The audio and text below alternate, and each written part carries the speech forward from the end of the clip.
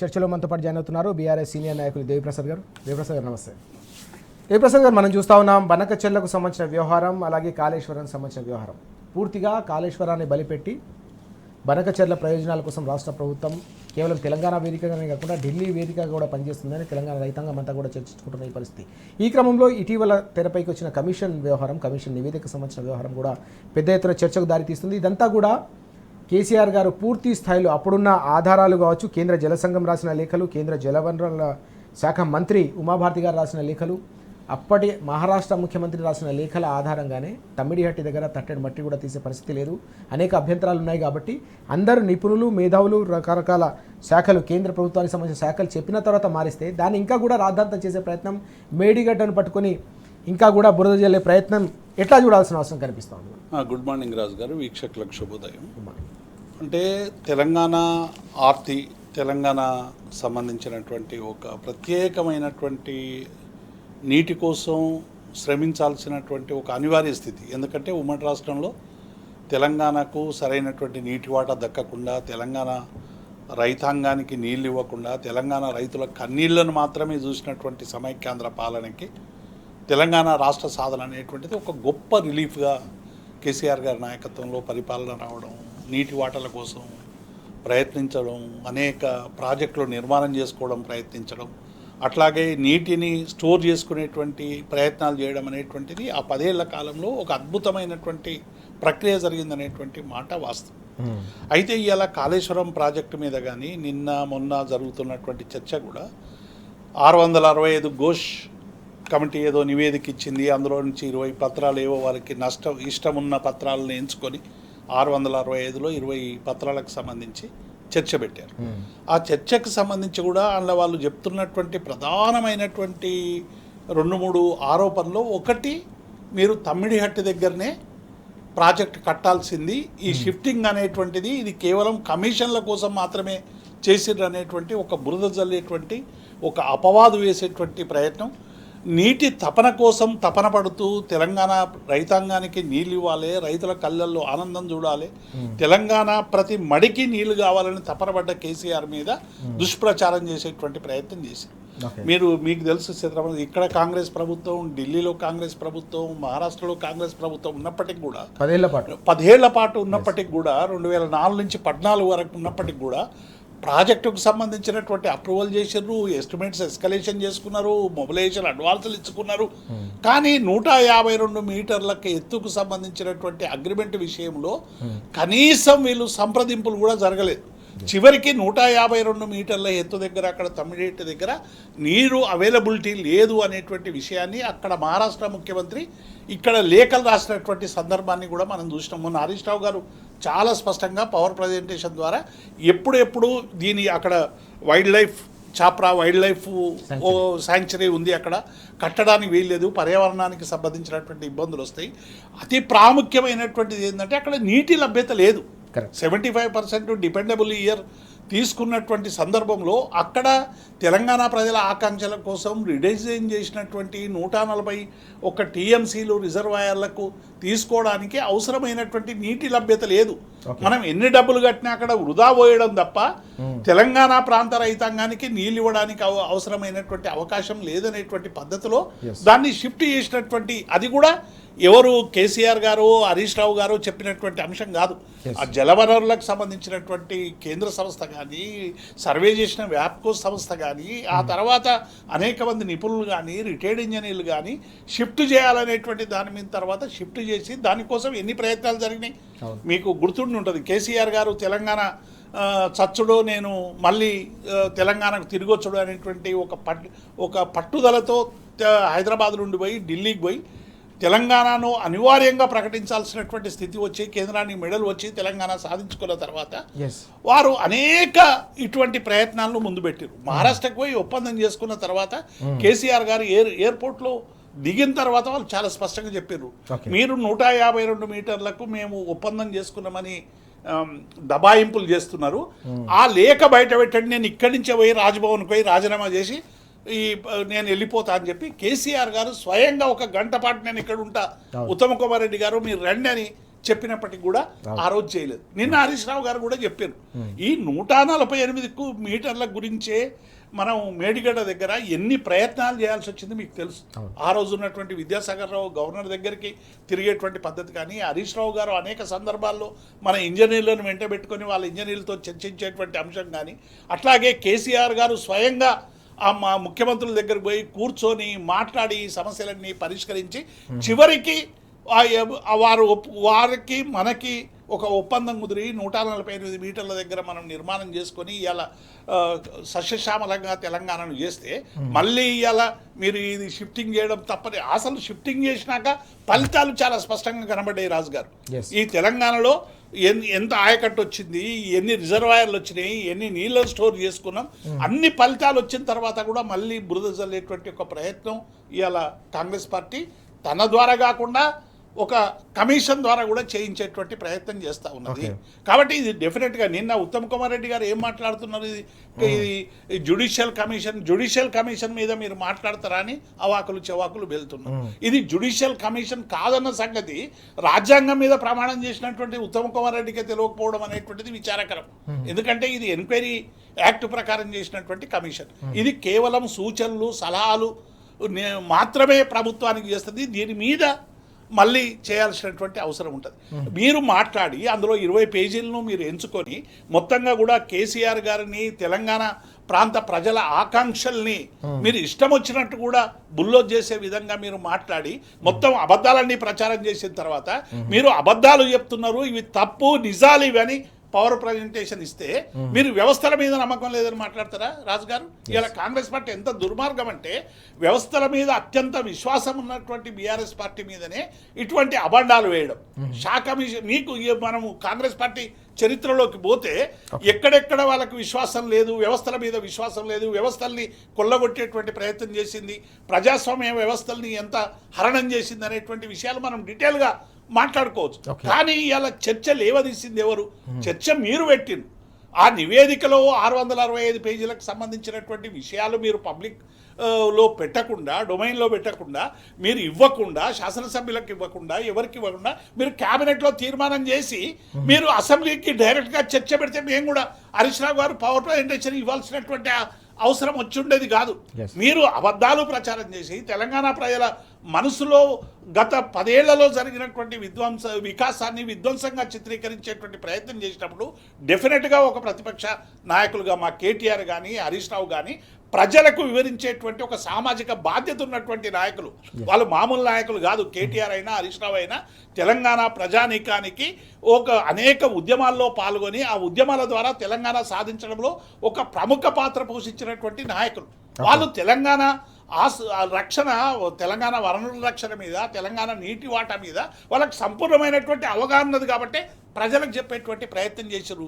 కేవలం ఎక్కడ రాజకీయ విమర్శలు చేయకుండా హరీష్ రావు గారు ఆధారాలతో సహా ఎక్కడ సిడబ్ల్యూసి తుమ్మిడిహట్టి దగ్గర నుంచి అక్కడికి షిఫ్ట్ చేయాలి, నీటి లభ్యత లేదని చెప్పినటువంటి అంశం కానీ, క్యాబినెట్ చేసినటువంటి క్యాబినెట్ అసలు లేనే లేదు అనేటువంటి మాట, క్యాబినెట్ అప్రూవలే లేదు దీనికని మాట్లాడితే చెంప మీద కొట్టినట్టు హరీష్ రావు గారు శాసనసభలో ఎట్లా అప్రూవల్ అయింది, క్యాబినెట్ అప్రూవల్తో గవర్నర్ ప్రసంగంలో ఎట్లా వచ్చింది, శాసనసభలో కేసీఆర్ గారు పవర్ ప్రజెంటేషన్ ఎట్లా ఇచ్చి దాన్ని వివరించినటువంటి పద్ధతి కానీ, అట్లాగే క్యాబినెట్ ఎన్నిసార్లు దీనికి అప్రూవల్ తీసుకొచ్చింది అనేటువంటి అంశాన్ని ప్రజలకు చాలా చక్కగా వివరించేటువంటి ప్రయత్నం చేశారు. కాబట్టి ఇప్పటికైనా కాంగ్రెస్ పార్టీ చేయాల్సింది ఏంటంటే, మీరు ఇలా ప్రజాధనంతో నిర్మించబడినటువంటి కాళేశ్వరం ప్రాజెక్టు ప్రజలకు సంబంధించినటువంటి అసెట్, అది ఇలా ఆ అసెట్ నిర్మించుకున్నటువంటి ప్రజల ఒక ప్రభుత్వం చేసినటువంటి పని మీదనే ప్రభుత్వం దాడి చేసేటువంటి పద్ధతి ఇది ఎక్కడిది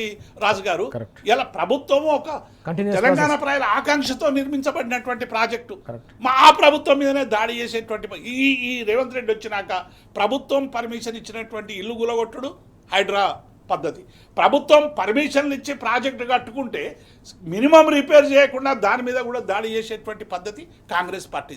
అంటే గత ప్రభుత్వం పార్టీలుగా ఇచ్చినటువంటి ప్రభుత్వాలు చేసినటువంటి ఏ మంచినైనా కొనసాగించాలి. ఎక్కడెక్కడైనా చిన్న రెక్టిఫికేషన్స్ ఉంటే ఆ రెక్టిఫికేషన్స్ సరి చేసుకొని ప్రజలకు అవసరమైనటువంటి ముందుకు పోవాలి తప్ప ఇంత దుర్మార్గంగా మాట్లాడడం అనేటువంటిది కాంగ్రెస్ పార్టీ నైజాన్ని, కాంగ్రెస్ పార్టీకి ఉన్న చిత్తశుద్ధిని, కాంగ్రెస్ పార్టీకి ప్రజల పట్ల ఉన్న కమిట్మెంట్ చాలా స్పష్టంగా ఇలా తేటతెల్లమైపోయింది.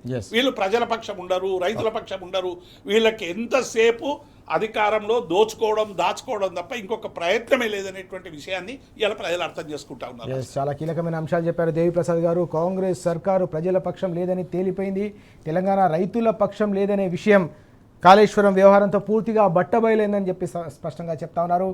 10 ఏళ్ల పాటు 2004 నుంచి 2014 వరకు సమైక్య రాష్ట్రంలో, అలాగే మహారాష్ట్రలో కేంద్ర ప్రభుత్వంలోని యూపీఏ నేతృత్వంలో కాంగ్రెస్ ప్రభుత్వాలు ఉన్నా కూడా ఎందుకు మీరు మరి ప్రాణహిత చర్యలలో భాగంగా తమ్మిడిహట్టి వద్ద తట్టెడు మన్ను తీయలేదు, అలాగే బ్యారేజ్ను ఎందుకు నిర్మించలేకపోయారు?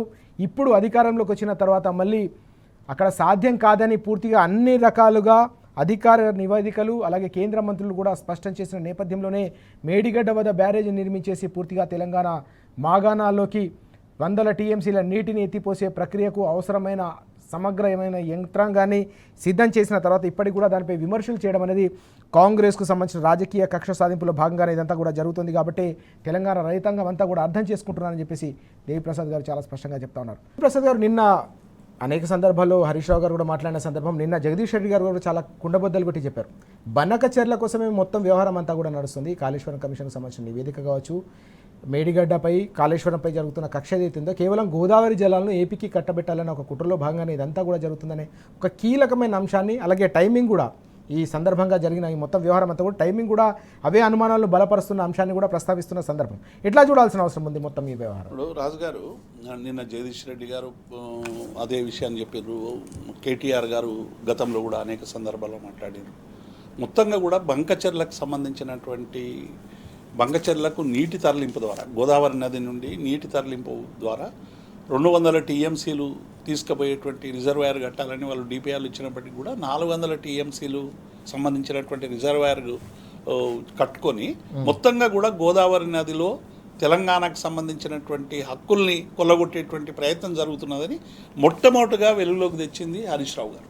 హరీష్ రావు గారు ప్రెస్ మీట్ పెట్టి ప్రజానికాన్ని ఒకవైపు సెన్సిటైజ్ చేస్తూ, ఎందుకంటే నీళ్లు నిధులు నియామకాల కోసం వీరోచితమైనటువంటి పోరాటం చేసి కేసీఆర్ నాయకత్వంలో సాధించుకున్నటువంటి తెలంగాణ మీద మళ్ళీ ఈ హక్కుల ఉల్లంఘన జరుగుతూ ఉందనేటువంటి విషయాన్ని చాలా స్పష్టంగా చెప్పిన తర్వాత కాంగ్రెస్ పార్టీ పాలుపోని పరిస్థితి ఏర్పడ్డది. అంటే ప్రజల ముందు ఒక దోషిగా నిలబడేటువంటి కాంగ్రెస్ పార్టీ ఆదరాబాదరగా పాత డేట్ వేసుకొని మేము ఈ ప్రాజెక్టుకు ఆపాలని చెప్పి కేంద్ర ప్రభుత్వానికి విజ్ఞప్తి చేసినామనేటువంటి పద్ధతిలో మాట్లాడినటువంటి అంశాన్ని మనం చూసాం. కాబట్టి బంకచెర్లకు సంబంధించి ఇవాళ ఏపీకి నీటిని తరలించడానికి అన్ని రాజమార్గాలు ఇవాళ రేవంత్ రెడ్డి ప్రభుత్వం వేస్తున్నదనేటువంటి ఒక వాస్తవం ఇలా ప్రజల ముందు ఇలా చాలా స్పష్టంగా కనబడతాం. దానికి ఉదాహరణే రేవంత్ రెడ్డి గారు మాట్లాడినటువంటి మాటలు. మాకు గోదావరిలో 1000 టీఎంసీలు ఇచ్చి మీరు ఏమైనా చేసుకోండి అనేటువంటి ఏ పదమైతే రేవంత్ రెడ్డి గారు మాట్లాడిండో అది తెలంగాణకి మరణ శాసనం. ఒక రాష్ట్ర ముఖ్యమంత్రిగా ఇప్పటికే గోదావరిలో మనకు దాదాపుగా 1000 నికర జలాలే ఉన్నాయి. దాదాపుగా రేపు బోర్డు నిర్ణయించిన తర్వాత వచ్చేటువంటివి వరద జలాల్లో కూడా రేషియో కూడా మనం వాడుకోవాలి వరద జలాలు అనేటువంటి విషయం మీద కూడా మనం వాదనలు వినిపిస్తూ ఉన్నాం. కాబట్టి దీని మీద ఏ కేటాయింపులు జరగకుండానే ఇలా బంకచెర్ల ప్రాజెక్ట్ కట్టుకోవడం వల్ల భవిష్యత్తులో హక్కులు పొందొచ్చు అనేటువంటి ఒక దుర్మార్గమైనటువంటి కుటిలనితో ఇలా ఆంధ్రప్రదేశ్ ప్రభుత్వం వివరిస్తున్నటువంటి మాట వాస్తవం. దానికి ఇలా కాంగ్రెస్ పార్టీ పూర్తిగా తోడై ఇలా బంకచెర్ల ప్రాజెక్టుకు సంబంధించినటువంటి విషయం ప్రజల్లో తీవ్రమైనటువంటి చర్చ వచ్చి కాంగ్రెస్ పార్టీ ఇలా తెలంగాణ నీటి హక్కుల మీకు మరణ శాసనం రాస్తుందని ప్రజలు చైతన్యవంతమవుతున్నటువంటి సందర్భంలో దీన్ని డైవర్ట్ చేయాలని ఇలా కొత్తగా ఘోష్ కమిషన్ సంబంధించినటువంటి విషయాన్ని ఇప్పుడే బయటపెట్టి, అంటే బంకచెర్లకు సంబంధించినటువంటి తీవ్రమైనటువంటి చర్చ ప్రజానీకంలో జరుగుతున్నటువంటి సందర్భంలో ఒక డైవర్షన్ పాలిటిక్స్లో భాగంగా ఇలా ఆ 20 పేజీలు తీసుకొచ్చి క్యాబినెట్ మీటింగ్ పెట్టి అదేదో పెద్ద సమస్య అయినట్టు, దేశమంతా కూడా ఇదేదో దుర్మార్గం జరిగిపోయినట్టు మొత్తంగా కూడా వాదించేటువంటి ప్రయత్నం చేస్తూ ఉన్నారు. ఒకవైపేమో మీరు ఇచ్చినటువంటి గ్యారంటీలు అమలుకు అవి దిక్కు లేదు. నీటికి సంబంధించి కూడా మీరు ఎట్లిస్తారు? ఒకవైపు 2 బోర్డుల దగ్గర వాదనలు జరుగుతూ ఉన్నాయి. కేసీఆర్ గారు ఒక సుదీర్ఘ ప్రయత్నం చేసి సెక్షన్ 3 సాధించి ఇలా బోర్డులలో అలొకేషన్ కావాలని మనం కొట్లాడుతున్నటువంటి సందర్భంలో మీరు బోర్డుల నిర్ణయాలు రాకముందే ఇవాళ మీరు ఇష్టం వచ్చినట్టు చేసుకోండి అని రాసియడానికి రేవంత్ రెడ్డి ఎవరు? రాజు గారు, ఇది అనేక త్యాగాలతో సాధించుకున్నటువంటి తెలంగాణ, అనేక పోరాటాలతో సాధించుకున్నటువంటి తెలంగాణ, ఒక వీరోచితమైనటువంటి పోరాటంతో అనేక మంది అమరులు త్యాగాలు చేసి, అసమాన త్యాగాలు చేసి, పోరాటాలు చేసి, నిర్బంధాలను గేలి చేసి కేంద్రం మెడలు వంచి సాధించుకున్నటువంటి తెలంగాణ. మరి ఈ తెలంగాణకు సంబంధించిన నువ్వెవడు రాయడానికి? ఇలా నువ్వు మరణ శాసనం రాస్తామంటే నీకు మరణ శాసనం రాస్తారు. ఇలా కాంగ్రెస్ పార్టీకి, ప్రభుత్వానికి మరణ శాసనం రాసేటువంటి రోజులు దగ్గర పడ్డాయి. ఇలా డెఫినెట్గా బంకచర్లకు సంబంధించినటువంటి విషయంలో ఇలా భారతీయ జనతా పార్టీ వైఖరి కూడా అట్లే తయారైంది రాజు గారు. బంకచర్ల ప్రాజెక్టుకు సంబంధించి ఇలా కేంద్రానికి డిపిఆర్ పంపిస్తే ఆ డిపిఆర్కు సంబంధించినటువంటి అంశము ఆల్రెడీ వాళ్ళ దగ్గర ఉండగా వీళ్ళు ఏమీ లేదని బయటకు చెప్పేటువంటి ప్రయత్నం కొంతమంది కేంద్ర మంత్రులు చేసిండ్రు. ఇలా బంకచర్ల మీద మీ స్టాండ్ ఏంది? భారతీయ జనతా పార్టీ స్టాండ్ ఏంది? ఇలా యథేచ్ఛగా ఆంధ్రప్రదేశ్కు నీళ్లు కొల్లగొడతా ఉంటే మీరు నోళ్లు వెలబెట్టుకొని చూసేటువంటి ప్రేక్షక పద్ధతికి మీరు ఎందుకు ఒడిగడతా ఉన్నారు? అంటే ఒకవైపు మీరు కేంద్రంలో మీ అధికారాన్ని నిలుపుకోవడానికి కోసం చంద్రబాబు నాయుడుతో ఉన్నటువంటి మీ రాజకీయ ఒప్పందంలో భాగంగా ఇవాళ గురుదక్షిణగా ఇవాళ రేవంత్ రెడ్డి మీరు అట్లాగే భారతీయ జనతా పార్టీ ఇద్దరు కలిసి తెలంగాణ నీటి హక్కుల్ని ఇవాళ పల్లెంలో పెట్టి ఇవ్వాలనేటువంటి ఒక కుటీల ప్రయత్నం చేస్తూ ఉన్నారు. అందుకే ఎట్టి పరిస్థితుల్లో కూడా ఈ కుట్రను మేము ఛేదిస్తాము. అవసరమైతే సుప్రీంకోర్టు వరకు పోతామని కూడా మా వర్కింగ్ ప్రెసిడెంట్ కేటీఆర్ గారు, హరీష్ రావు గారు చాలా స్పష్టంగా ఇవాళ బంకచర్ల మీద ఉద్యమం చేస్తున్నది ఎవరు? ఇలా విద్యార్థులందరూ కూడా కళాశాలలకు పోయి విద్యార్థులకు ఒకవైపు చైతన్యవంతం చేసేటువంటి పని చేస్తూ ఉన్నారు. రైతాంగంలోకి బీఆర్ఎస్ పార్టీ పోయి రైతుల్ని చైతన్యవంతం చేసేటువంటి ప్రయత్నం చేస్తుంది. అవసరమైనటువంటి ప్రజాస్వామ్య వ్యవస్థల్ని వాడుకొని అవసరమైనటువంటి దగ్గర కూడా పిటిషన్లు వేసేది ఎట్టి సందర్భంలో కూడా బంకచర్లను కట్టియమనేటువంటి ఒక రాజీ లేని పోరాటం చేస్తున్నది ఇలా బీఆర్ఎస్ పార్టీ. ఇలా మొత్తంగా కూడా నీటి హక్కులు తాకట్టు పెట్టేటువంటి ప్రయత్నం చేస్తున్నది కాంగ్రెస్ పార్టీ. కాబట్టి డెఫినెట్గా ఇలా బంకచర్లను ఆపేంత వరకు కూడా మీరు బంకచర్ల మేము కట్టి చెప్తామని మొన్న లోకేష్ మాట్లాడినటువంటి మాటలకు మూతోడు జవాబు ఇచ్చిండు హరీష్ రావు గారు. మీరు కట్టి తీర్తామంటే మేము ఆపి తీర్తామన్నాడు. డెఫినెట్గా కూడా ఇవాళ తెలంగాణ ప్రజల హక్కుల్ని కొల్లగొట్టేటువంటి ఏ ప్రయత్నం ఎవరు చేసినా బీఆర్ఎస్ పార్టీ రాజీలేని పోరాటం చేస్తుంది, వాటిని ఆపుతుంది, తెలంగాణ ప్రజలకు అండగా ఉంటుంది. మనం చూస్తా ఉన్నాం, చాలా స్పష్టంగా దేవిప్రసాద్ గారు చెప్తా ఉన్నారు. కాళేశ్వరం కమిషన్ నివేదిక వ్యవహారం అంతా కూడా కేవలం బనకచర్ల ప్రాజెక్టుకు బాటలు వేసేందుకు ఇదంతా జరుగుతుందని స్పష్టంగా అర్థమవుతుందనే విషయాన్ని కూడా కుండబద్దలు కొడుతున్న సందర్భం కనిపిస్తోంది. బనకచర్ల కోసం కాళేశ్వరం ప్రాజెక్టును కనుక బలి చేస్తే కాంగ్రెస్ సర్కార్కు తెలంగాణ ప్రజలు మరణ శాసనం రాయడానికి ప్రజాక్షేత్రంలో సిద్ధంగా ఉన్నారని కూడా కుండబద్దలు కొడుతున్న సందర్భం మనం చూస్తా ఉన్నాం. రెండు ఢిల్లీ పార్టీలు కలిసి డొల్ల విధానాలతో తెలంగాణ రైతుల గొంతు కోసే కుట్రలకు తప్పకుండా తెలంగాణ సమాజం, అన్నిటికంటే ముఖ్యంగా 70 లక్షల మంది తెలంగాణ రైతులు తప్పకుండా గుణపాఠం చెప్పేందుకు కూడా వచ్చే స్థానిక సంస్థల ఎన్నికల్లో సిద్ధంగా ఉన్నారని కూడా స్పష్టం చేస్తున్న సందర్భం మనం చూస్తా ఉన్నాం. చర్చలో మనతో పాటు జాయిన్ అవుతున్నారు వి ప్రకాష్ గారు, జల వనరుల నిపుణులు. వి ప్రకాష్ గారు, మనం చూస్తూ ఉన్నాం వాస్తవానికి గోదావరి బేసిన్లో ఉన్న ప్రాంతాల్లో బీఆర్ఎస్ హయాంలో పచ్చని పంటలతో గోదావరి బేసిన్లోని పల్లెలన్నీ కూడా కలకల్లాడితే ఇప్పుడు 2 ఏళ్ల నుంచి మనం చూస్తూ ఉన్నాం పూర్తిగా ఇటీవలి కాలంలో అయితే వర్షాభావ పరిస్థితుల్లో పూర్తిగా పంటలు ఎండుతున్న పరిస్థితి ఈరోజు పత్రికల్లో మనకు కనిపిస్తుంది. పల్లెల్లో నీళ్ల కోసం కొట్లాట జరుగుతున్న పరిస్థితి. దమ్మక్కపేట, కాట్రపల్లి అయితే రైతులు కర్రలతో కొట్టుకునే దయనీయమైన పరిస్థితి కూడా అక్కడ నెలకొన్న సందర్భం. ఎందుకోసం గోదావరి జలాలతో సస్యశ్యామలంగా ఉన్న ప్రాంతం అంతా కూడా ఎందుకు మరోసారి పడవ పట్టి నెర్రలు బారిన నేలలకు మరోసారి ఎందుకు గోదావరి బేసిన్ అంతా కూడా తెలంగాణ ప్రాంతంలో తయారవుతుందంటే ఏం చెప్తారు?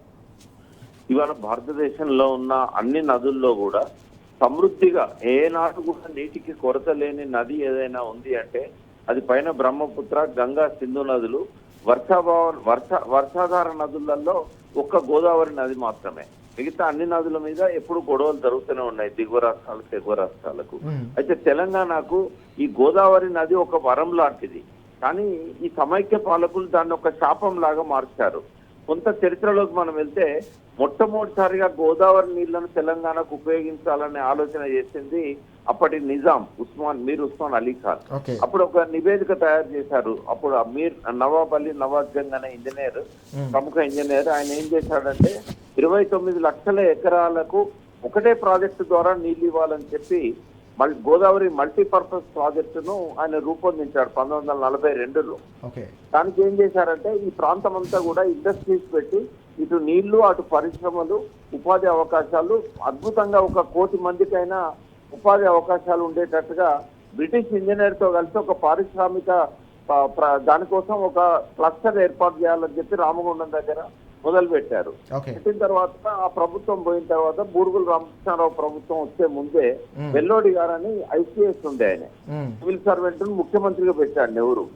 అతను గోదావరి మీద మన వాటా తీసుకొచ్చాడు. ఇక్కడ ప్రణాళిక సంఘం దగ్గర కొట్లాడి 1951 జూలై 27, 22లో ఎందుకు చెప్తున్నా ఇదంతా అంటే మొట్టమొదటిసారి గోదావరి నీళ్ళని తెలంగాణకు వాడాలన్న నిజాం ప్రణాళికను అమల్లోకి తీసుకురావడానికి వెల్లోడి ప్రయత్నం చేశాడు, బూరుగుల రామకృష్ణారావు ప్రయత్నం చేశాడు.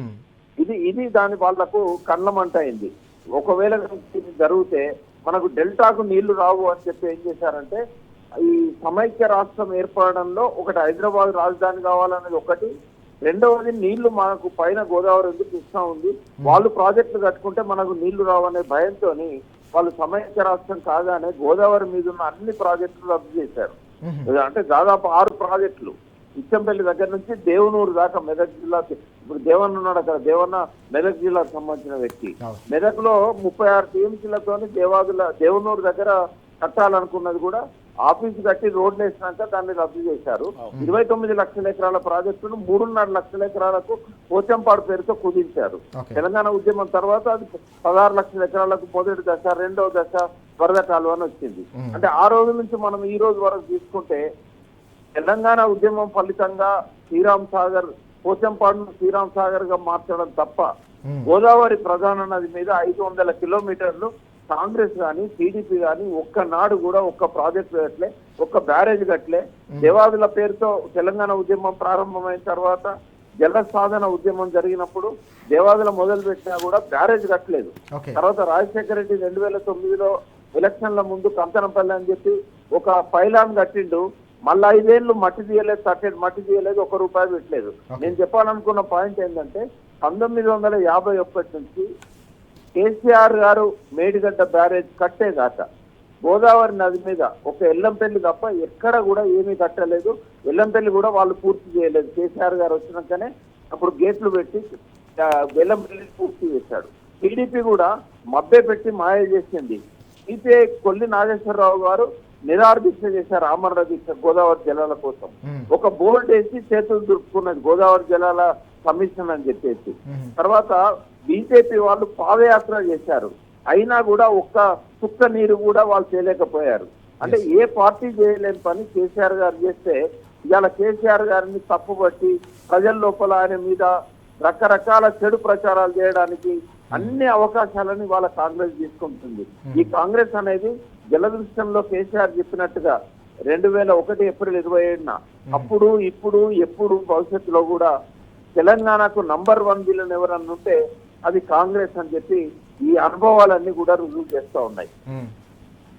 ఇవాళ పంటలు ఇవాళ నాట్లు పడతలేవు తెలంగాణలో. ఇవాళ ఆగస్టు నెలలో కూడా గోదావరి బేసిన్ లో నాట్లు పడలే.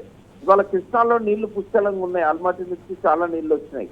ఇక్కడ మాత్రం ఎక్కడ కూడా ఒక్క బ్యారేజ్ గాని ఒక్క రిజర్వాయర్లు గాని ఒక్క చుక్క నీరు లేదు. రాజు గారు, నేను మేడిగడ్డ పూర్తయిన తర్వాత నేను సంతోషపడ్డ ఈ గోదావరి నదిని, ఎండిపోయిన నదిని మన జీవితంలో చూడలేమని చెప్పి నేను అందరికి మీటింగ్లలో కూడా ఉపన్యాసాల్లో కూడా చెప్పాను, టీవీలలో చెప్పాను. అంటే మనం ఎప్పుడైనా ఢిల్లీకి పోయేటప్పుడు గోదావరి ఖండ్లో ఆ బ్రిడ్జ్ దాటేటప్పుడు మనము డబ్బులు వేసుకోవడం వల్ల ఇక అటువంటి పరిస్థితి రాదు. గోదావరి నది ఎప్పుడు ఎండిపోయింది, మన నెక్స్ట్ వచ్చే 100 తరాలు కూడా చూడవు అని చెప్పాను. అటువంటిది మొన్న బాధ అనిపించింది. మంచిర్యాలలో ఈ టీఆర్ఎస్ విద్యార్థులు పిలిచినప్పుడు పోతా అంటే ఎండిపోయిన గోదావరి కనపడ్డది వర్షాకాలంలో. ఎంత దారుణమైన పరిస్థితి.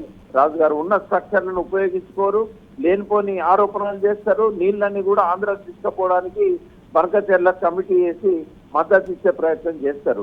ఇప్పటికైనా ప్రజలకు అర్థం కావాలి, కాంగ్రెస్ ఎట్లా తెలంగాణ నాశనం చేసింది. నిండా నీళ్లున్నా కూడా గోదావరి నీళ్లను వాడుకునే అవకాశం చేయలేదు. ఇప్పటికి కూడా నేను వీళ్ళందరినీ అడుగుతున్నా, కేసీఆర్ చేసిన ప్రయత్నం తప్ప అసలు గోదావరి నీళ్లను వాడుకోవడానికి వీళ్ళకున్న ప్రణాళిక ఏంది? ఇప్పుడు రేవంత్ రెడ్డి 1000 టీఎంసీ ఏంది మాకు అన్నాడు. వాస్తవంగా 79% మన వాటా 1150 టీఎంసీలు వస్తుంది గోదావరిలో మన వాటా. ఆయన 1000 టీఎంసీలు ఎట్లా అడుగుతాడు? పోనీ 1000 టీఎంసీలు ఆయన అడిగినే ఇచ్చారనుకుందాం, లేదా ఇప్పుడున్న 948 టీఎంసీలే మనకు ఉన్నాయి అనుకుందాం. ఇప్పుడు కాళేశ్వరం లేకపోతే మనం వాడుకోగలిగేది ఓన్లీ 400 టీఎంసీలే. ఇంకా 500 పైన టీఎంసీలు ఏవైతే మనకున్న వాటా ఉందో ఇదంతా ఊడ్చిపెట్టడమే డెల్టా కోసం, గోదావరి డెల్టా కోసం. అంటే ఆ రోజు తెలంగాణ రానప్పుడు కూడా ఆంధ్ర వాళ్ళదే పై చేయండి. Okay. ఇవాళ మధ్యలో ఒక కేసీఆర్ పాలనను వదిలిపెడితే ఇవాళ కూడా మళ్ళా ఆంధ్రదే పై అవుతుంది. డెల్టా నీళ్ల కోసం ఇవాళ మేడిగడ్డను బలి చేశారు, పైన ప్రాజెక్టులు కట్టనివ్వట్లేదు. చాలా మందికి అనుమానం వస్తుంది, సముద్రంలో 2000 టీఎంసీలు పోతా ఉంటే డెల్టాకు మన నీళ్ళు ఎందుకు అని అంటారు. అయితే సముద్రంలో నీళ్ళు ఏంటంటే వాళ్ళ ఖరీఫ్లో నాట్లకు పనికిరావు, వాళ్ళ రబీలో మొత్తం పంట కాలానికి కూడా గోదావరి నది పనికిరాదు. ఎందుకంటే గోదావరిలో నీళ్లు ఉన్నాయి. జూలై నుంచి సెప్టెంబర్ వరకే 3000 టీఎంసీలు కలిసేది ఈ కాలమే. అయితే జూన్ లో వాళ్ళ నాట్లకు నీళ్లు ఉండవు. మళ్ళీ నవంబర్ నుంచి మార్చ్ ఏప్రిల్ వరకు రబీ పంటకు నీళ్లు ఉండవు. మేడిగడ్డ కనుక గేట్లు వేసి వచ్చిన నీళ్ళని మనం తీసుకపోతే రబీ పంటకు చుక్క నీరు ఉండదు. మొన్న 3 సంవత్సరాలు వాళ్ళు బాగా సఫర్ అయ్యారు. వాళ్ళు ఆల్టర్నేటివ్ పోలవరం కట్టుకొని స్టోర్ చేసుకుంటేనే వాళ్ళకు నీళ్లు. కాబట్టి పోలవరం పూర్తయ్యేదాకా గోదావరిని ఇట్లే ఎండబెడతారు, తెలంగాణ పంటలు నాశనం చేస్తారు. ఈ వీళ్ళ ఇంట్రెస్ట్ అయినా ఇప్పుడున్న కాంగ్రెస్ పార్టీ ఇంట్రెస్ట్ మొదటి నుంచి కూడా డెల్టా వాళ్లకు బానిసల్లాగా ఊడిగం చేయడమే. నెహ్రూకుండే తెలంగాణ ఆంధ్రతో కలపొద్దని ఒత్తిడి చేసి కల్పించారు. కజులలి కమిషన్ కల్పొద్దన్నా కల్పించారు. ఇప్పుడు వాళ్ళ ఏజెంట్ని తీసుకొచ్చి ఇక్కడ ముఖ్యమంత్రిగా పెట్టుకున్నారు. ఇప్పుడు గోదావరి నది నీళ్ళన్నీ కూడా డెల్టాకే పోవాలనే కాన్సెప్ట్ తోనే తెలంగాణలో 500 టీఎంసీలు వాడుకోవడానికి అవకాశం ఉన్నా కూడా వాడుకోనియకుండా చేస్తున్నారు. ప్రజలకు అర్థం కావాలి కాంగ్రెస్ కుట్రలు. ఆనాడు బూర్గుల రామకృష్ణారావు గారిని కూడా ప్రాజెక్టులు కట్టనీయకుండా అడ్డుపడ్డారు. ఇవాళ రేవంత్ రెడ్డి మొత్తం వాళ్ళ గుడిగం చేసి కేసీఆర్ చేసిన మంచి పనులను కూడా ప్రజల లోపల ఇవాళ నెగటివ్ గా ప్రచారం చేసే పీసీ ఘోష్ కమిషన్ నివేదికను కూడా వక్రీకరించే పరిస్థితికి వాళ్ళు దిగజారారు. చాలా కీలకమైన అంశాలు చెప్పారు ప్రకాష్ గారు. మనం చూస్తూ ఉన్నాం కేసీఆర్ గారు చేసిన మంచిని కూడా జీర్ణించుకోలేక మాత్రమే కాళేశ్వరం ప్రాజెక్టుపై పూర్తిగా బలి చేసే ప్రయత్నం చేస్తున్నారని వి ప్రకాష్ గారు ధ్వజమెత్తుతూ ఉన్నారు. చాలా స్పష్టంగా మనకు కనిపిస్తూ ఉంది. డెల్టా రైతులకు సంబంధించిన ప్రయోజనాల కోసం గోదావరి జలాలను ఏపీకి తరలించాలన్న కుట్రలో భాగంగానే మేడిగడ్డపై రాజకీయ కక్ష సాధింపులో భాగంగా ఇదంతా కూడా జరుగుతూ ఉంది. తెలంగాణ రైతాంగం కూడా వీటిని అర్థం చేసుకోవాలని వి ప్రకాష్ గారు సూచిస్తున్న సందర్భం కూడా మనం చూస్తూ ఉన్నాం. దేవిప్రసాద్ గారు, మనం నిన్న చూసాం ఢిల్లీ వేదికగా కాంగ్రెస్ పార్టీ మంత్రులు, ముఖ్యమంత్రి అంతా కూడా ధర్నా చేసిన సందర్భం బీసీ రిజర్వేషన్లకు సంబంధించిన అంశంపై. వాస్తవానికి 42% రిజర్వేషన్లపై కాంగ్రెస్ హ్యాండ్స్ అప్ చేసిందనే అంశం కూడా ఈరోజు మనకు పత్రికల్లో కనిపిస్తుంది.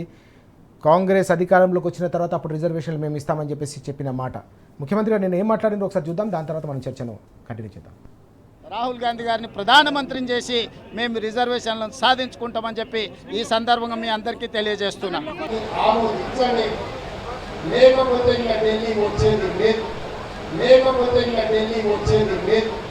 రాహుల్ గాంధీ గారిని ప్రధానమంత్రిని చేసి మేము రిజర్వేషన్లను సాధించుకుంటామని చెప్పి ఈ సందర్భంగా మీ అందరికీ తెలియజేస్తున్నాం.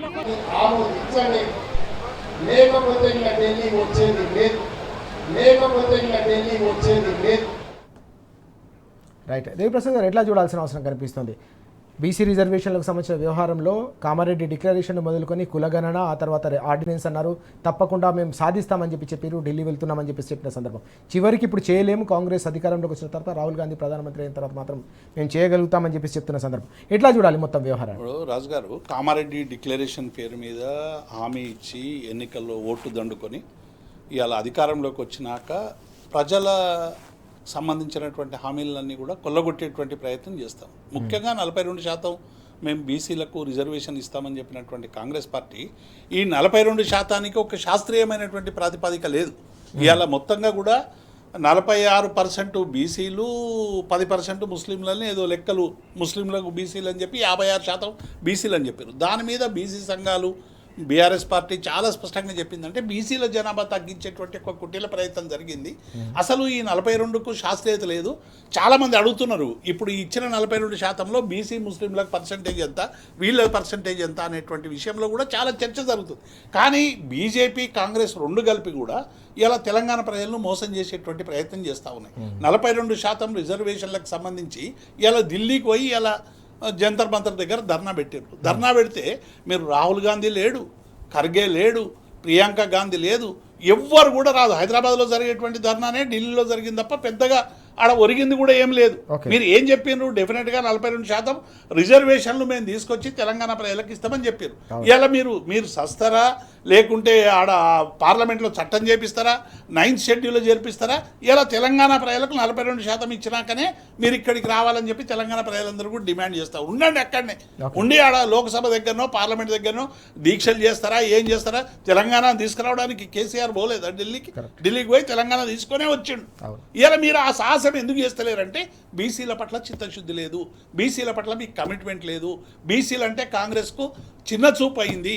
ఇలా మీరు రాహుల్ గాంధీ ఒక మాట మాట్లాడతాడు, మీరు ఒక మాట మాట్లాడతాడు. రాహుల్ గాంధీ ఏమో దేశవ్యాప్తంగా ఇది కావాలంటాడు. రేవంత్ రెడ్డి గారు మనం బయట చూసినాం. అంటే రేపు ఢిల్లీలో ఎర్రకోట మీద జెండా ఎగరేసినాక కాంగ్రెస్ ప్రభుత్వం అధికారంలోకి వస్తేనే 42% వస్తుందని చెప్పారు. మరి మేనిఫెస్టోలో కూడా అదే పెట్టని ఉంటారు. మీరు రాష్ట్రంలో అధికారం కాదు, మేము కేంద్రంలో అధికారంలో వస్తే 42% ఇస్తామంటే ప్రజలు నిర్ణయించుకునేది. కానీ మీరు 42% ఇస్తామని చాలా స్పష్టంగా హామీ ఇచ్చి ఇలా మీరు కమిషన్ వేసి అవన్నీ ప్రొసీజర్ కూడా చాలా తప్పులతడగా ఉందని అనేక మంది కూడా అనేక విషయాలు ప్రకటించారు. కానీ ఇలా బీసీలో ఉద్యమం కోసం పనిచేస్తున్నటువంటి నాయకులు, సుదీర్ఘకాలంగా ఉన్నటువంటి అనేక మంది కూడా మీరు ప్రజలను మోసం చేయడానికి ఆర్డినెన్స్ పేరు మీద ఒకసారి, బిల్లుల పేరు మీద ఒకసారి, ఢిల్లీ ధర్నా పేరు మీద ఒకసారి, ఇతర పార్టీల మీద బురద జల్లేటువంటి ప్రయత్నం చేస్తున్నారు తప్ప మీకు ఈ 42% సంబంధించినటువంటి చిత్తశుద్ధి లేదని ఇప్పటి వరకు పార్లమెంట్లో మీరు మాట్లాడలేదు. దీని మీద పార్లమెంట్లో చర్చకు సంబంధించి కూడా అంశంలో పెట్టలేదు. కాబట్టి ఇప్పటికైనా కాంగ్రెస్ పార్టీ చేస్తున్నటువంటి ఈ కుటిల నీతిని ఇలా తెలంగాణ ప్రజలు అర్థం చేసుకోవాలి. బీసీలకు ఇలా 42% ఇవ్వడానికి కాంగ్రెస్ పార్టీకి చేత కాదు. ఇలా అఖిలపక్షాన్ని తీసుకుపోతామని చెప్పి ఒక అఖిలపక్షం లేదు. కేవలం కాంగ్రెస్ పార్టీ నాయకులకు సంబంధించినటువంటి ధర్నా చేసినంత మాత్రం ఇలా వస్తుందా? భారతీయ జనతా పార్టీకి 8, వీళ్ళకి 8 ఇస్తే ఇద్దరు కలిసి ఇలా పార్లమెంట్లో మాట్లాడలేనటువంటి ఒక దయనీయ స్థితి ఇలా మనకు కనబడతా ఉంది. కాంగ్రెస్ పార్టీని ఇలా మొత్తం సమాజం ఒక బీసీల వెంట ఇలా అందరు ఉన్నారు.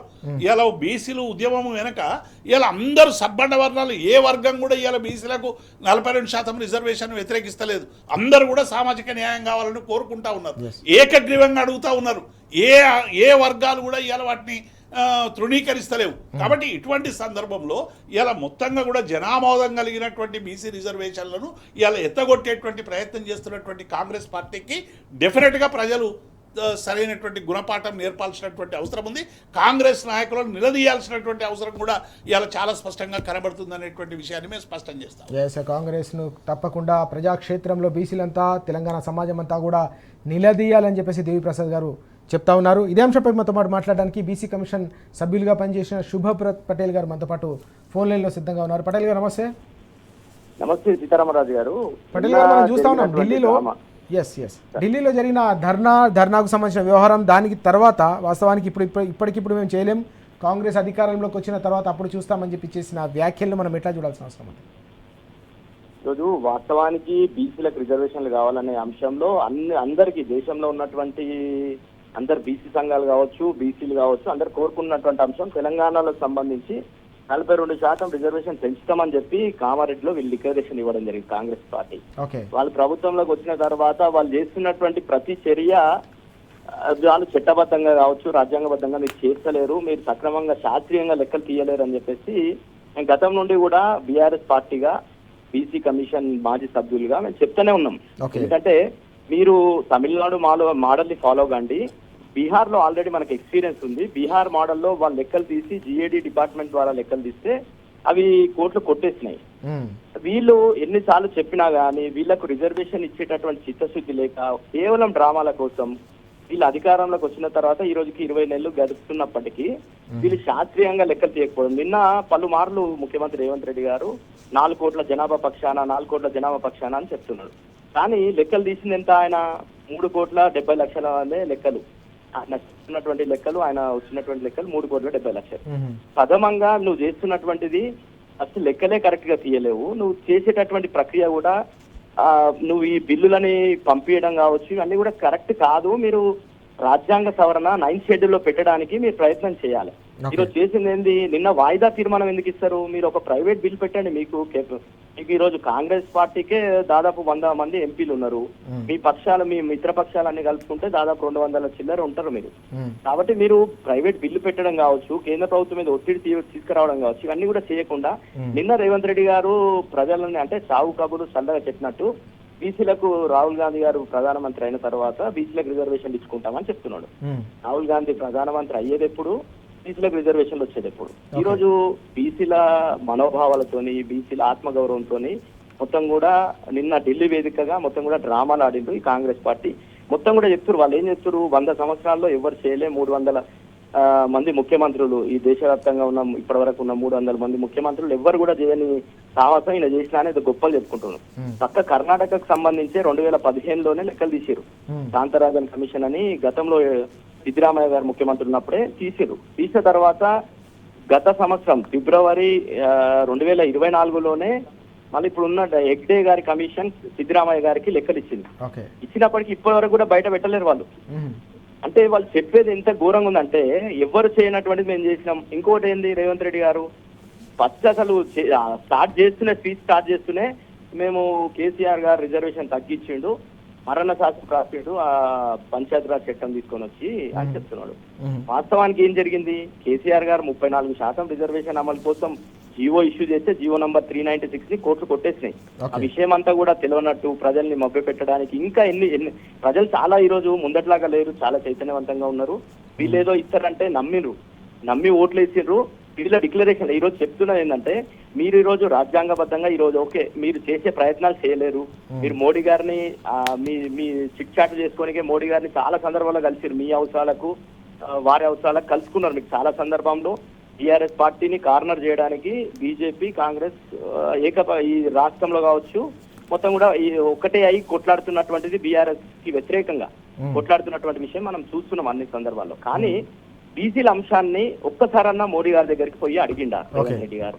అదేవిధంగా వాళ్ళు చెప్పింది ఏంది, బిల్లు పాస్ చేసే సందర్భంలో ఇక్కడ తెలంగాణలో ఉన్నటువంటి అన్ని పక్షాలు మద్దతు ఇచ్చినాయి. ముఖ్యంగా బీఆర్ఎస్ ప్రతిపక్షంగా ఉండి మద్దతు ఇచ్చింది. మీరు ఎన్ని తప్పులు లెక్కలు చేసినా ఏం చేసినా కానీ బీసీలకు రిజర్వేషన్లు వస్తాయనే ఒకే ఒక కారణంతో మద్దతు ఇచ్చింది. మద్దతు ఇచ్చిన సందర్భంలో మీకు చేయాల్సినటువంటి ఏంది, మీరు అందరిని అఖిల పక్షాన్ని తీసుకపోతే ఆ ప్రెషర్ వేరే ఉంటుండే. ఈరోజు బీజేపీని కార్నర్ చేసే పరిస్థితి ఉంటుండే. అది చెయ్యకుండా ఈరోజు బీసీలకు రిజర్వేషన్ ఇచ్చే చిత్తశుద్ధే లేదు. ఆడ చిత్తశుద్ధి లేకనే నిన్న చెప్పేసింది ఆల్రెడీ, ఇక రాహుల్ గాంధీ ప్రధాని అయిన తర్వాతనే బీసీలకు రిజర్వేషన్, అసలు పోరాటం చేస్తాం మేము, ఇక అదేం లేదు. ప్రధానమంత్రి తెలంగాణకు వస్తే తెలుసుకుంటాడంట. ఆయన ఏం తెలుసుకుంటాడు, మళ్ళీ గల్లీకి తీసుకొచ్చింది. ఢిల్లీ ఉద్యమాన్ని మళ్ళీ గల్లీకి తీసుకొని వచ్చిన పరిస్థితి ఉంది. కాబట్టి ఇప్పటి ప్రజలందరూ కూడా కోరుతున్నది ఏంటంటే, ఓకే నువ్వు ఈ పోరాటం కొనసాగిస్తూనే కేంద్రం మీద కావచ్చు కొనసాగిస్తూ నువ్వు అమలు చేసేటటువంటి అంశాలు చాలా ఉన్నాయి కదా. నువ్వు ఎంబీసీ మంత్రిత్వ శాఖ ఏర్పాటు చేస్తా అన్నావు, ప్రతి సంవత్సరం బడ్జెట్ లో 20,000 కోట్లు పెడతా అన్నావు. అదే విధంగా బీసీ సప్లాన్, మహాత్మా జ్యోతిరావు పూలే పేరు మీద బీసీ సప్లాన్ తీసుకొని వస్తా అన్నావు. ఇవన్నీ చేయకుండా కుల వృత్తులు మొత్తం కూడా ఈ రోజు గొర్రెల పంపిణీ చేస్తలేడు, చేపల పంపిణీ సక్రమంగా జరుగుతలేదు. ఎక్కడ గౌడన్నలకు 15% కేసీఆర్ రిజర్వేషన్ బైన్స్లలో ఇస్తే 25% ఇస్తా అన్నాడు. ఇట్లా అమలు కాని ఏ హామీ ఒక్కటన్నా హామీ కామారెడ్డి డిక్లరేషన్ లో ఒక్క హామీ అన్న అమలు చేస్తే వీళ్ళు నిజంగానే కాంగ్రెస్ పార్టీకి చిత్తశుద్ధి ఉంది అని అనుకుంటాం. వాళ్ళు ఎక్కడ అమలు చేయడానికి వాళ్ళకి చిత్తశుద్ధి లేదు. వాళ్ళు బీసీలను నయవంచనకు గురి చేసిండ్రు. గతం నుండి కూడా కాంగ్రెస్ చరిత్ర చూసుకుంటూ వస్తే అసలు నిన్న ఎట్లా మాట్లాడుతున్నట్టే అసలు ఓన్లీ పంచాయతీరాజ్ చట్టం వచ్చినాకనే బీసీలకు రిజర్వేషన్ తగ్గిందని. విషయం ఏంటంటే అసలు ఫస్ట్ నుండి కూడా లెక్కలు తీయకపోవడం, అసలు ఈ క్యాట్ సెన్సెస్ లో బీసీ సెన్సస్, జనరల్ సెన్సస్ లో బీసీ సెన్సస్ తీయకపోవడమే ఫస్ట్ చేసినటువంటి ప్రథమ ముద్దాయి జవహర్లాల్ నెహ్రూ. తర్వాత మండల్ కమిషన్ సిఫారసు అమలు చేయండి ఎవరు, ఇందిరాగాంధీ గారు, రాజీవ్ గాంధీ గారు. ఇప్పటి వరకు కూడా వీళ్ళ అధికారంలో ఎన్ని సంవత్సరాలు ఉన్నారు దేశానికి స్వాతంత్రం వచ్చిన తర్వాత? ఇప్పటి వరకు కూడా బీసీలకు సంబంధించి ఒక్కటన్నా ఒక చర్య తీసుకుర్రా? ఇప్పటి వరకు చట్టసభల్లో రిజర్వేషన్ మీద మాట్లాడినరా వీళ్ళు? కాబట్టి ఈ రోజు చేతులు కాలిన తర్వాత ఆకులు పట్టుకున్న చందంగా అధికారం అంతా కోల్పోయిన తర్వాత ఈ రోజు ఇంకా ఏమి ఎజెండా లేదు దేశంలో. అంతా బీసీలంతా కూడా చైతన్యవంతమైనరు. బీసీల ఎజెండా తీసుకుంటేనే మనకు భవిష్యత్తు ఉంటుందని రాజకీయ ప్రయోజనాల కోసం మాత్రం ఈరోజు తెలంగాణను బూచిగా చూపించేసి దేశవ్యాప్తంగా రాజకీయంగా లబ్ధి పొందాలనే ప్రయత్నంలో భాగంగానే నిన్న ధర్నా జరిగిందనేసి స్ట్రాంగ్ గా తెలంగాణలో ఉన్నటువంటి మేధావులు, తెలంగాణ ప్రజలందరూ కూడా భావిస్తున్నారు. శుభప్రత పటేల్ గారు, థ్యాంక్ యూ సో మచ్. చాలా కీలకమైన అంశాలు మనం చూస్తా ఉన్నాం. కామారెడ్డి బీసీ డిక్లరేషన్లో చేసిన ఏ హామీని కూడా కాంగ్రెస్ అమలు చేయలేకుండా పూర్తిగా చేతులు ఎత్తేస్తుందని చాలా స్పష్టంగా చెప్తా ఉన్నారు. రిజర్వేషన్లకు సంబంధించిన అంశాన్ని పూర్తిగా కేంద్రం పరిధిలోని అంశమని చేతులు ఎత్తేయడం ద్వారా కాంగ్రెస్ సర్కార్ మరోసారి బీసీలను నయవంచనకు గురి చేసిందనే అంశాన్ని ప్రస్తావిస్తున్నారు. దీనికి తోడుగా వచ్చే ఎన్నికల్లో పార్లమెంట్ ఎన్నికల్లో రాహుల్ గాంధీ ప్రధానమంత్రి అయిన తర్వాత మాత్రమే రిజర్వేషన్ల అంశాన్ని చేయగలుగుతామని చెప్పడం అనేది బీసీలను నయవంచనకు గురి చేయడం, బీసీలను వెన్నుపోటు పొడచడం అని చెప్పేసి పటేల్ గారు చాలా స్పష్టంగా చెప్తున్నారు. దేవిప్రసాద్ గారు కూడా చాలా స్పష్టంగా చెప్పిన సందర్భాన్ని మనం చూసాం. కామారెడ్డి డిక్లరేషన్ మొదలుకొని ఆర్డినెన్స్ వరకు అడుగడుగునా కూడా కాంగ్రెస్కు సంబంధించిన ద్రోహం కనిపిస్తోంది. వెనుకబడిన వర్గాలకు అలాగే తెలంగాణ ప్రజలకు చేస్తున్న ఈ ద్రోహాన్ని సమాజం కూడా గమనిస్తుందని చెప్పిన సందర్భం కూడా మనకు కనిపించింది. దేవిప్రసాద్ గారు మరొక కీలకమైన అంశం కూడా కనిపిస్తుంది. వాస్తవానికి 10 ఏళ్ల పాటు బీఆర్ఎస్ ప్రగతి ప్రస్థానంలో కేసీఆర్ గారు ఉన్నప్పుడు రాష్ట్ర సంపద పెంచి పేదలకు పంచిన సందర్భాన్ని మనం చూసాం. సంక్షేమ పథకాల సమాహారం పల్లె పల్లెకు గడప గడపకు ఎట్లా చేరిందో మనం చూసాం. అయితే తాజాగా కాంగ్రెస్కు సంబంధించిన సీనియర్ నాయకులు రాజగోపాల్ రెడ్డి గారు చేసిన వ్యాఖ్యలు ఏవైతే ఉన్నాయో సంచలనం రేకెత్తిస్తున్న సందర్భం. తెలంగాణను దోచుకుంటున్న సొమ్ము ఏదైతే ఉందో ఈ మొత్తం సొమ్మంతా కూడా తెలంగాణకు సంబంధించిన సొమ్మంతా సీమాంధ్ర పెట్టుబడిదారులు దాదాపు 20 మంది కట్టబెడతా ఉన్నారని చెప్పేసి ఆయన కీలకమైన వ్యాఖ్యలు చేశారు. నిన్న రాజకీయాల్లో పెద్ద ఎత్తున చర్చకు దారితీసిన సందర్భం. భూములు, కాంట్రాక్టర్లు, ఇసుక అంతా కూడా లూటీ అవుతుందని రాజగోపాల్ రెడ్డి గారు చేసిన ఈ వ్యాఖ్యల్ని ఎట్లా చూడాల్సిన అవసరం ఉంది? రాజుగారు, అంటే తెలంగాణ రాష్ట్రం సాధించిన తర్వాత మొట్టమొదటి బడ్జెట్ ప్రవేశపెడుతున్నప్పుడు కేసీఆర్ గారు ప్రభుత్వం క్యాబినెట్ ఆమోదించినటువంటి బడ్జెట్ ప్రసంగాన్ని మనం ఒకసారి చూస్తే గతంలో ఉండేటువంటి ఒక యాంత్రిక పద్ధతి, అంటే గతంలో సామెత ఉండేది, రాజుల సొమ్ము రాళ్లపాలని. అంటే ప్రభుత్వం సొమ్ము అనేటువంటిది స్వయంగా రాజీవ్ గాంధీ ప్రధానమంత్రిగా ఉన్నప్పుడే చెప్పిండు. మేము ఒక 100 రూపాయలు ఏదైనా స్కీమ్ కోసం క్షేత్రస్థాయికి పంపిస్తే 86 పైసలు ట్రాన్స్మిషన్ లాసెస్ అవుతున్నాయి, కేవలం 14 రూపాయలు మాత్రమే మిగులుతున్నాయని చెప్పినటువంటి సందర్భాన్ని చూసాం. అక్కడి నుంచి కేసీఆర్ గారు చెప్పింది ఏంటంటే రాష్ట్ర సంపద పెంచాలి, సంపద పెంచుతాం, ప్రజలకు పంచుతాం. ఇది ప్రజల సొమ్ము. ఇది యాంత్రికంగా బడ్జెట్ 10 రూపాయలు ఉంటే 11 రూపాయలు చేసే బడ్జెట్ కాదు. ప్రజల ఆకాంక్షలకు అవసరమైనటువంటి కేటాయింపులు చేస్తామని మొదటి బడ్జెట్లోనే చాలా స్పష్టంగా ఆర్థికపరమైనటువంటి ఒక రహదారిని కేసీఆర్ గారు నిర్మించినటువంటి విషయాన్ని మనం చూసాం. అందులో భాగంగానే కాకతీయ మిషన్ కావచ్చు, మిషన్ భగీరథ కావచ్చు, సంక్షేమ పథకాలు కావచ్చు, అభివృద్ధి పథకాలు కావచ్చు, ఆ దారిలోనే పోయినటువంటి సందర్భాన్ని మనం చూసాం. ఇవాళ ఏమవుతుంది, మొత్తం రాష్ట్ర సంపదనంతా కూడా ఢిల్లీకి తాకట్టు పెట్టే విధంగా, ఢిల్లీకి పోయే విధంగా ప్రయత్నాలు జరుగుతున్నాయని స్వయంగా వాళ్ళ ఎమ్మెల్యే గారే రాజగోపాల్ రెడ్డి గారే నిన్న చెప్పారు. 20 మంది సీమాంధ్ర పెట్టుబడిదారులకు మొత్తం రాష్ట్ర సంపదలంతా కూడా రేవంత్ రెడ్డి దోచిపెడుతున్నాడని చెప్పి స్వయంగా చెప్పినటువంటి అంశాన్ని చూసాం. గతంలో అనిరుద్ధ్ రెడ్డి అనేటువంటి ఎమ్మెల్యే ఏం మాట్లాడినో మనం చాలా బిల్లుల విషయంలో చూసినాం. ఆయనను కండెమ్ చేయడానికి క్యాబినెట్లో పవర్ ప్రజెంటేషన్ ఇచ్చినటువంటి వైనాన్ని కూడా తొలిసారి మనం చూసినాం. బట్టి విక్రమార్క గారు మేము ఎవరెవరికి బిల్లులు ఇచ్చినాం అనేటువంటి విషయాన్ని ఆయన పవర్ ప్రజెంటేషన్ ద్వారా సంజాయిషి చెప్పుకునేటువంటి పరిస్థితి క్యాబినెట్లో వచ్చింది. మూడవది మన సీఎం రమేష్కు సంబంధించినటువంటి అంశం. సీఎం రమేష్ గారు ఆ కంచగచ్చిపూలి ప్రభుత్వ భూముల్ని తాకట్టు పెట్టి ఫ్యాబ్రికేటెడ్ డాక్యుమెంట్స్ పెట్టి 10,000 కోట్ల రూపాయలు రాష్ట్ర ప్రభుత్వానికి అప్పిస్తే ఆయనకు రిటర్న్ గిఫ్ట్గా ఇవాళ అంటే పట్టణమే లేనటువంటి రోడ్డుకు, ఊహాజనితమైనటువంటి పట్టణానికి ఊహాజనితమైనటువంటి రోడ్డుకు వాస్తవంగా కోట్ల రూపాయలు అప్పచెప్పేటువంటి ప్రయత్నం చేశారు. మనం చూస్తాం కదా విఠలాచార్య సినిమాల్లో ఏదో అద్భుతం జరుగుతుందని. ఇవాళ ఫోర్త్ సిటీ అనేటువంటిది ఇవాళ వాస్తవ రూపమే దాల్చలేదు, అది పత్రికల్లో పేపర్లోనే ఉన్నది. దానికి రోడ్లు కూడా ఇవాళ ఇవ్వడానికి ఇచ్చిందని కేటీఆర్ గారు చాలా స్పష్టంగా ఆధారాలతో చెప్పినాక అవును వచ్చింది నాకు నిజమే అనేటువంటి మాటలు మాట్లాడినటువంటి సందర్భాన్ని కూడా చూసినాం. అంటే మొత్తంగా ఇవాళ ఇసుక mafia, land mafia, sand mafia మొత్తంగా కూడా తెలంగాణను దోచుకుంటున్నారని చెప్పి వాళ్ళ ఎమ్మెల్యేలే స్వయంగా ఇలా మాట్లాడుతున్నారు. వాళ్ళ ఎమ్మెల్యేలు ఇంకా మాట్లాడుతున్నారు. గ్రామాలలో ఇచ్చిన హామీలు అమలు చేయలేక మేము ముఖం పెట్టుకోలేకపోతున్నాం, ప్రజలు మమ్మల్ని చీత్కరించుకుంటున్నారు, రుణమాఫీ చక్కగా కాలేదు, రైతు బంధు చక్కగా ఇస్తలేరు, గ్రామాల్లో నీళ్లు చక్కగా వస్తలేవు, కరెంటు రోజు పోతా ఉన్నది, ఏ అధికారి సరి అయినటువంటి నిర్ణయాలు తీసుకోలేకపోతున్నాడు.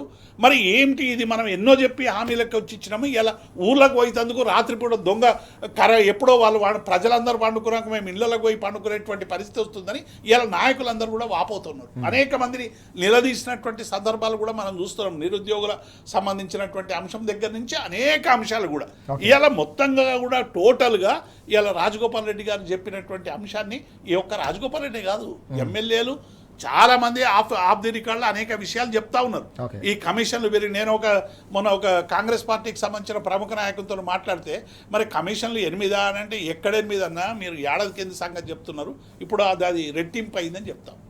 అంటే ఎట్లయిపోయిందంటే రాష్ట్రానికి సంబంధించినటువంటి ప్రజల సమస్యల పట్ల సోయి లేదు, ఇచ్చిన హామీల పట్ల కమిట్మెంట్ లేదు. ఈ రాష్ట్రం అభివృద్ధి జరగాలి, దేశంలో కేసీఆర్ గారు ఇంత సంపద పెంచి సంపద సృష్టించి రాష్ట్రము దేశంలోనే ఒక ఆర్థికపరమైనటువంటి క్రమశిక్షణ గల ఒక రాష్ట్రంగా తీర్చిదిద్దితే ఇలా 2 లక్షల కోట్ల రూపాయలు అప్పులు తీసుకొచ్చి మీరు ఏ ఒక్క ప్రాజెక్ట్ అన్న కట్టిర్రా, ఒక బిల్డింగ్ కట్టిర్రా, ఒక ప్రాజెక్ట్ కట్టిర్రా, ఒక స్కీమ్ పరిపూర్తి చేసిర్రా? ఏది చేయలేదు. 50 సార్లు ఢిల్లీకి పోవడం తప్ప వీళ్ళు సాధించింది ఏదీ లేదు. వీళ్ళ హైయెస్ట్ రికార్డ్ ఏంటంటే 50 సార్లు మేము ఢిల్లీకి పోయినా మా పరిపాలన చెప్పుకునేటువంటి పద్ధతి తప్ప ఏ ఒక్క అంశాన్ని కూడా పరిష్కరించినటువంటి పాపన పోలేదు. కాబట్టి కాంగ్రెస్ అంటేనే దోపిడీ. కాంగ్రెస్ అంతకుముందు ఇప్పుడు వి ప్రకాష్ గారు ఒక మంచి మాట చెప్పారు. జలదృశ్యంలో టీఆర్ఎస్ పార్టీ ఆవిర్భావం రోజునే కేసీఆర్ గారు చాలా స్పష్టంగా చెప్పిండ్రు, కాంగ్రెస్ పార్టీకి మొదటి వీళ్ళని ఎవరు తెలంగాణ కంటే కాంగ్రెస్ పార్టీ అని. అదొక్కటే కాదు, మనకు మొత్తంగా కూడా ఈ జరుగుతున్నటువంటి అనేక పరిణామాలు కూడా చాలా స్పష్టంగా అర్థమవుతా ఉన్నాయి.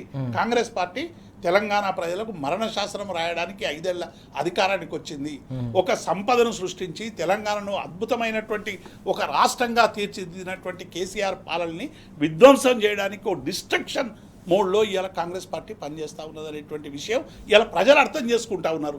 లగచర్ల అయినా, హైడ్రా అయినా, మూసీ అయినా, లేకుంటే కాళేశ్వరం మేడిగడ్డకు సంబంధించినటువంటి రిపోర్లు చేయకపోవడం అయినా, మీరు ఏదైనా చూడండి, ఏ ఒక్కటి కూడా కన్స్ట్రక్షన్ అనేటువంటిది వీళ్ళ చరిత్ర. గోడలు కూలగొట్టడమే మా పని, కట్టడం మా పని కాదు. కట్టే పని అంతా కూడా కేసీఆర్ చేసిండు. ఆ కట్టినవి మేము కూలగొడతాం అనేటువంటి పద్ధతిలో ఇలా కాంగ్రెస్ పార్టీ వ్యవహరించడం అనేటువంటిది దుర్మార్గం. డెఫినెట్గా ప్రజలు అర్థం చేసుకుంటారు. అందుకే మళ్ళీ సార్ రావాలి, కేసీఆర్ కావాలి, బీఆర్ఎస్ పార్టీ రావాలనేటువంటి తలంపు ఇంత అనతికాలంలో నేను ఎందుకు వస్తూ ఉన్నది?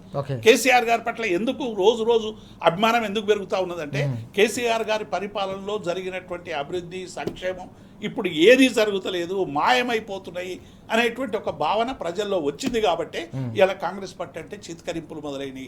అందుకే స్థానిక సంస్థలంటే ఎన్నికలు భయపడతా ఉన్నది. ఉప ఎన్నికలు ఆ స్పీకర్కు సుప్రీంకోర్టు ఇచ్చినప్పటికీ కూడా ఒక నిర్ణయం తీసుకోలేనటువంటి అచేతన స్థితిలో ఉంది.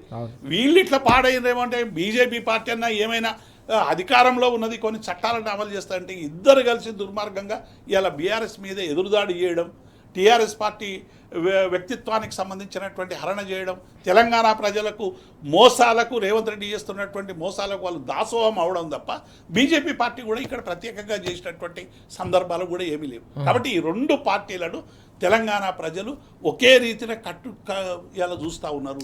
ఈ 2 రాజకీయ పార్టీలు తెలంగాణ ప్రజా జీవితాన్ని అతలాకుతలం చేసినాయి, దశాబ్దాలుగా చేసినాయి, చేస్తూనే ఉన్నాయి. వీటికి అడ్డుకట్టు వేయాలంటే బీఆర్ఎస్ పార్టీని అధికారంలోకి తీసుకురావడమే తెలంగాణ ప్రజలకు శ్రీరామ రక్ష అనేటువంటి విషయాన్ని మేము స్పష్టం చేస్తాం. మనం చూస్తా ఉన్నాం, కేసీఆర్ గారి హయాంలో తెలంగాణ రాష్ట్ర సంపదను పెంచి దేశానికే తెలంగాణను ఒక ఆర్థిక ఇంజన్గా, ఆర్థిక చోదక శక్తిగా తెలంగాణను తీర్చిదిద్దితే కాంగ్రెస్ అధికారంలోకి వచ్చిన తర్వాత ఇప్పుడు తెలంగాణకు సంబంధించిన సొమ్మును 20 మంది సీమాంధ్ర పెట్టుబడిదారులకు దోచి పెడుతున్నారని చెప్పేసి కాంగ్రెస్ ఎమ్మెల్యే రాజగోపాల్ రెడ్డి గారు చేసిన వ్యాఖ్యలు ఏవైతే ఉన్నాయో తీవ్ర సంచలనం రేకెత్తిస్తున్న సందర్భం ప్రజాక్షేత్రంలో కనిపిస్తుంది. తెలంగాణ సంపద అంతా కూడా దోపిడీకి గురవుతోంది కాబట్టి సంక్షేమ పథకాలన్నీ కూడా ఆగిపోయాయి, అభివృద్ధికి అడ్రస్ లేకుండా పోయింది. కాబట్టి తెలంగాణ ప్రజలు మళ్ళీ కేసీఆర్ గారు రావాలి, సార్ రావాలని కోరుకుంటున్నారనే అంశాన్ని చాలా స్పష్టంగా దేవిప్రసాద్ గారు చెప్తా ఉన్నారు. ఈ క్రమంలోనే తెలంగాణ వ్యాప్తంగా కూడా కాంగ్రెస్ 20 నెలల పాటు చేస్తున్న ఈ దగా కావచ్చు, మోసం కావచ్చు, హామీల అమలు నుంచి తప్పించుకుంటున్న విధానం అంతా కూడా తెలంగాణలోని ప్రతి రచ్చబండ దగ్గర కూడా చర్చ జరుగుతుందనే అంశం కూడా దేవిప్రసాద్ గారు స్పష్టంగా వెల్లడిస్తున్న సందర్భం. Thank you very much Devi Prasad గారు. అలాగే చర్చలో పాల్గొన్న శుభప్రత్ పటేల్ గారికి, అలాగే వి ప్రకాష్ గారు కూడా ప్రత్యేకంగా ధన్యవాదాలు. ఇది వాళ్ళ వార్తలు వాస్తవాలు. నమస్తే.